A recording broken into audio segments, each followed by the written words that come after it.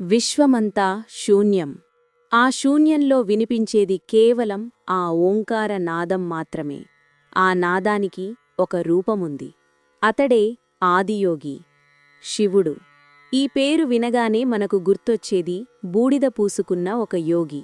కాని అదే శివుడు తన అర్ధాంగి కోసం విలపించాడని మీకు తెలుసా? సతీదేవి త్యాగం నుండి పార్వతీదేవి కఠోర తపస్సు వరకు అర్ధనారీశ్వర తత్వం వెనక ఉన్న అసలు రహస్యమేమిటి? ఇది కేవలం ఒక ప్రేమ కథ కాదు. ఇది వైరాగ్యానికి, ఆత్మాభిమానానికి మరియు సృష్టికి జరిగిన ఒక మహాసంగ్రామం. దక్ష ప్రజాపతి అహంకారం ఎంతటిదంటే సాక్షాత్తూ పరమేశ్వరుడినే అవమానించాలనుకున్నాడు. తన పుత్రిక సతీదేవిని అల్లుడైన శివుణ్ణి పిలవకుండానే యజ్ఞం ప్రారంభించాడు. వద్దని వారించినా పుట్టింటిపై మమకారంతో సతి వెళ్ళింది.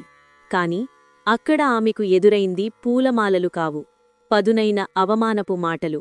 తన పతిని నిందించిన చోట ప్రాణత్యాగమే శరణ్యమని భావించి మరుక్షణమే యోగాగ్నిలో తనను తాను ఆహుతి చేసుకుంది. వార్త తెలిసిన శివుడు కాళరుద్రుడయ్యాడు. వీరభద్రుడి ఆగమనంతో దక్షుని అహంకారం మట్టిలో కలిసింది.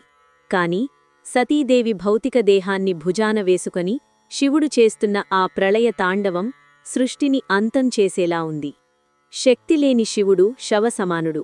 సతీ వియోగంతో మహాదేవుడు ఘోర సమాధిలోకి వెళ్ళిపోయారు. బాహ్య ప్రపంచంతో సంబంధం తెంచుకున్నారు. కాని శక్తి ఎప్పుడూ నశించదు. ఆమె మళ్లీ జన్మించింది, హిమవంతుని కుమార్తెగా, పార్వతిగా. బాల్యంనుంచే ఆమెలో ఒకే సంకల్పం: నేను శివుని భార్య అవుతాను. ఇది కేవలం ఆకర్షణ కాదు, ఇది ఆత్మ గుర్తింపు.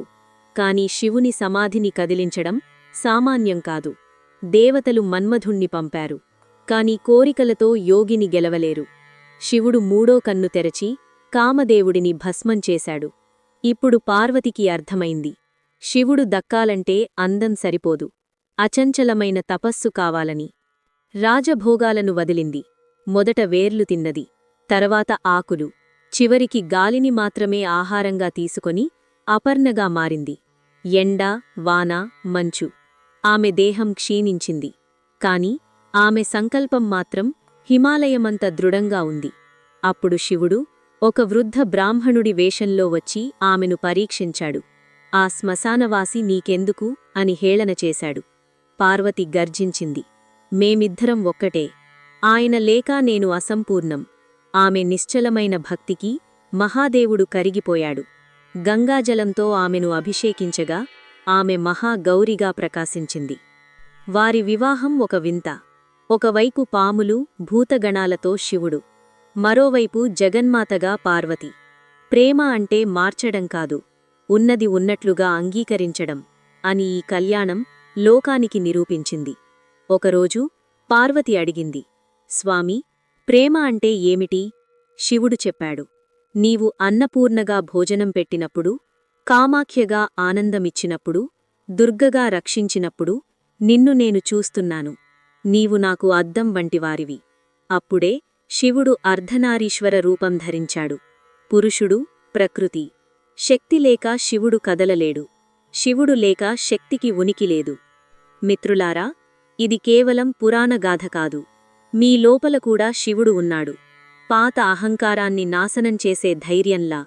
మీ లోపల పార్వతి ఉంది, కొత్త జీవితాన్ని సృష్టించే ప్రేమలా. మీలోని అహంకారమనే దక్షుణ్ణి శివుడు కూల్చాలి. అప్పుడే ప్రేమ అనే పార్వతి మీలో ప్రాణం పోస్తుంది. ఈ కథ మీకు నచ్చితే లైక్ చేయండి. కామెంట్ బాక్స్లో ఓం నమః శివాయ అని రాయండి. ఇంకా ఇలాంటి మహాతత్వ కథల కోసం ఓం త్రిభువన్ రామ్ ఛానల్ని సబ్స్క్రైబ్ చేయండి.